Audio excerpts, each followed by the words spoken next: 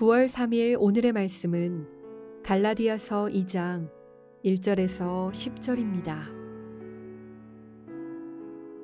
14년 후에 내가 바나바와 함께 디도를 데리고 다시 예루살렘에 올라갔나니 계시를 따라 올라가 내가 이방 가운데서 전파하는 복음을 그들에게 제시하되 유력한 자들에게 사사로이 한 것은 내가 다름질하는 것이나 다름질한 것이 헛되지 않게 하려 함이라. 그러나 나와 함께 있는 헬라인 디도까지도 억지로 할례를 받게 하지 아니하였으니 이는 가만히 들어온 거짓 형제들 때문이라.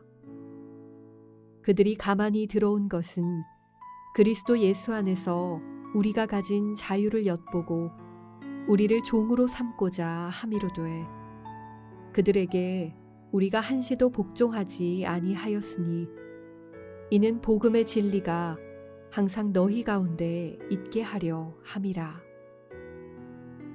유력하다는 이들 중에 본래 어떤 이들이든지 내게 상관이 없으며 하나님은 사람을 외모로 취하지 아니하시나니 저 유력한 이들은 내게 의무를 더하여 준 것이 없고 도리어 그들은 내가 무할례자에게 복음 전함을 맡은 것이 베드로가 할례자에게 맡음과 같은 것을 보았고 베드로에게 역사하사 그를 할례자의 사도로 삼으신 이가 또한 내게 역사하사 나를 이방인의 사도로 삼으셨느니라.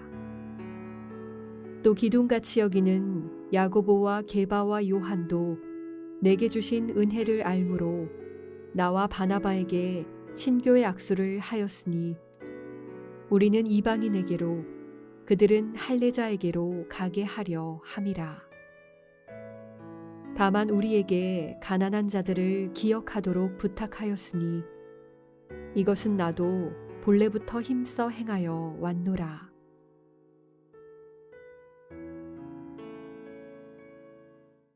말씀 앞에 나오신 여러분을 환영하고 축복합니다. 오늘 본문은 사도 바울의 두 번째 예루살렘 방문회 때에 있었던 사건을 다루고 있습니다. 이때 사도 바울은 바나바와 헬라인 동역자 디도를 데리고 예루살렘에 갔는데 그 이유는 이방인을 향한 복음 전파가 헛되지 않게 하기 위해서였습니다. 그렇다면 도대체 어떤 문제가 있었기에 사도 바울은 이방인 복음 전파가 헛되게 될 위험을 느꼈던 것일까요? 그것은 바로 이방 교회에 들어온 거짓 형제들, 곧 예루살렘에서부터 온 유대인 신자들인 유대주의자들이 하나님 나라의 백성이 되려면 예수 그리스도의 죽으심과 부활하심을 믿는 것 외에도 할례도 받아야 하고 율법도 지켜야 한다고 가르쳤기 때문입니다. 사실 이 문제는 사도 바울이 바나바와 디도와 함께 예루살렘에 방문했을 때도 발생한 문제였습니다.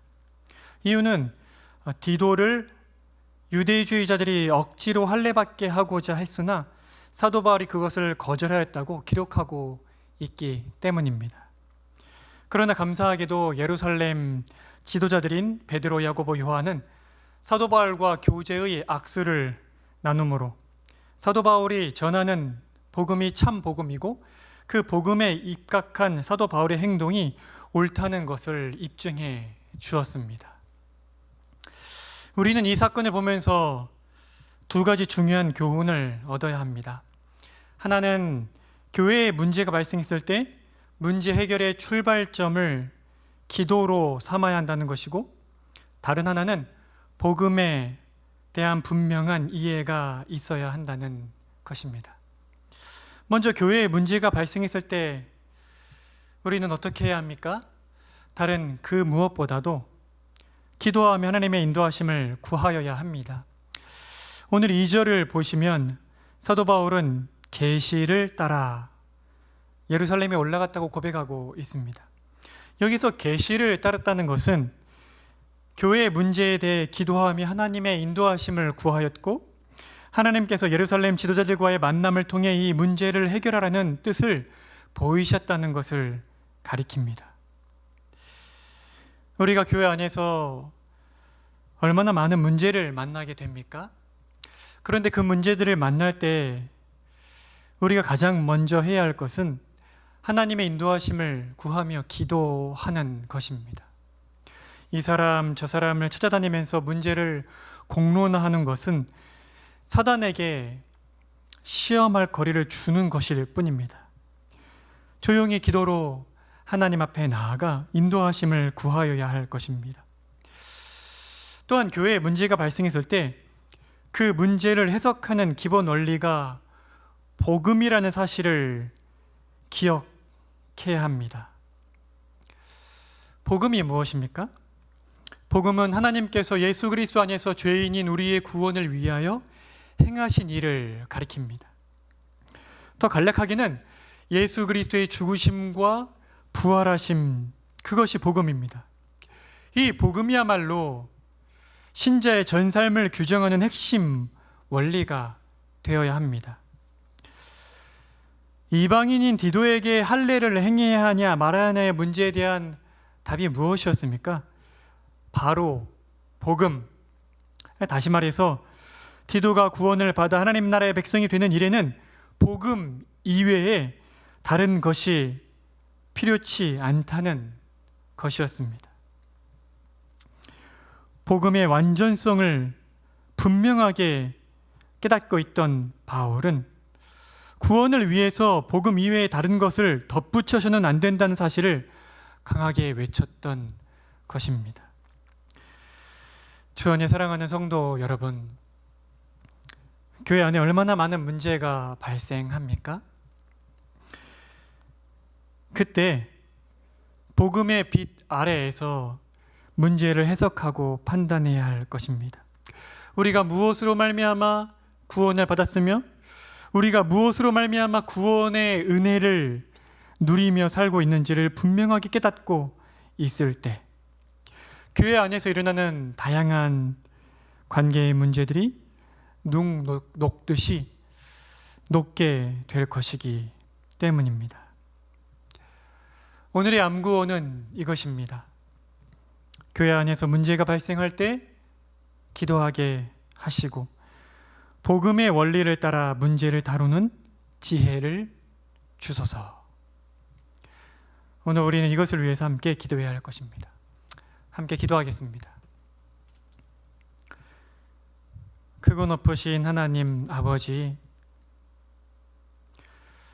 오늘 사도 바울이 갈라디아 지역에 있는 교회들에 있던 문제를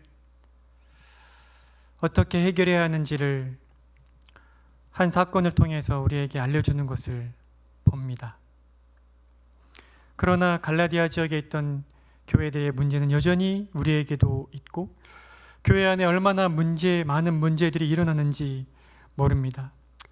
그럴 때에 내가 이 문제를 먼저 알았으니 이 사람 저 사람 찾아다니며 문제를 공론화하는 어리석음에 빠지지 않도록 우리의 마음을 지켜주시되 성령께서 우리의 마음에 먼저 하나님 앞에 나아가 기도하며 하나님의 인도하심을 구하는 겸손한 마음을 허락하여 주시기를 원합니다. 그래서 사단의 시험거리로 교회의 문제를 공론화하지 않는 지혜로움을 허락하여 주시기를 원합니다. 또한 하나님, 우리의 구원의 출발이요 완성인 복음이 무엇인지를 바르게 깨달아 알 때만 우리가 교회 안에 발생하는 문제들을 지혜롭게 다룰 수 있음을 고백하오니 우리가 예수 그리스도의 십자가의 죽으심과 부활하심으로 말미암아 구원받은 자 되었고 교회의 일원이 되었고 또한 우리가 여전히 예수 그리스도의 죽으심과 부활의 권능을 힘입어서 하나님 나라의 백성으로서 살고 있는 것임을 기억하며 우리에게 주어진 여러 문제들을, 특별히 교회에 일어나는 문제들을 이 복음의 빛 아래서 해석하고 다룰 수 있는 지혜로운 자들이 될 수 있도록 은혜를 베풀어 주십시오. 코로나가 점점 극심해지고 있습니다. 오늘 하루도 주께서 우리를 코로나로부터 지켜주시고 무엇보다 코로나를 핑계대며 우리의 경건의 삶을 방치하고 있는 어리석음에 빠지지 아니하도록 성령께서 우리의 마음을 날마다 말씀으로 일깨우시고 새롭게 해 주시기를 원합니다. 주께서 우리의 심령을 말씀의 은혜로 풍성히 채워주시기를 간절히 구하며 예수 그리스도의 이름으로 기도드립니다. 아멘. 하늘에 계신 우리 아버지여, 이름이 거룩히 여김을 받으시오며 나라가 임하시오며 뜻이 하늘에서 이루어진 것 같이 땅에서도 이루어지이다. 오늘 우리에게 일용할 양식을 주시옵고 우리가 우리에게 죄 지은 자를 사하여 준 것 같이 우리의 죄를 사하여 주시옵고 우리를 시험에 들게 하지 마시옵고 다만 악에서 구하시옵소서. 나라와 권세와 영광이 아버지께 영원히 있사옵나이다. 아멘.